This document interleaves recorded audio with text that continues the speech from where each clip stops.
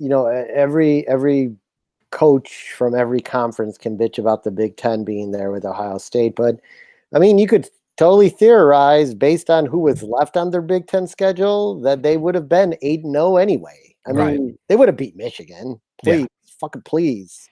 No offense, but Michigan State beat Michigan. So, like the road that was laid out in front of them of the games that they did not get to play was not enough of a challenge.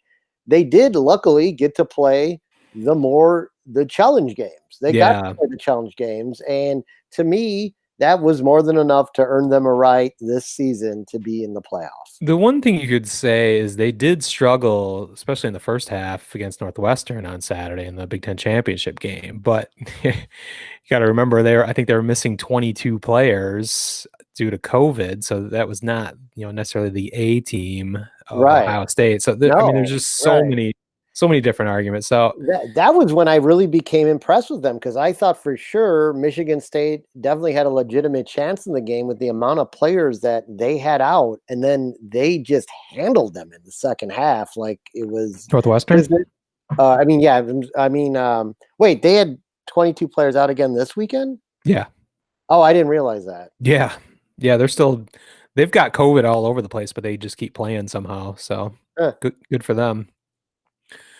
But they also had a bunch of COVID cases for the Michigan State game. Yeah, right? That's what I'm saying. They've had it all year. They've had different things going on. They just somehow keep playing. I mean, they could. That being said, they could very well be the best team in college football. Yeah, exactly. The fact that they haven't skipped a beat. I mean, the worst thing that happened to Alabama is they lost Saban. Whoop-de-doo.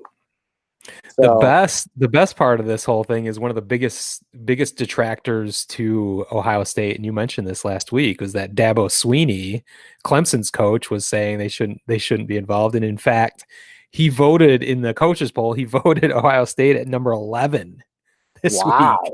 So just trying to slap them in the face as much as you can before they play each other on New Year's Day. Yeah, you want to talk about number 3.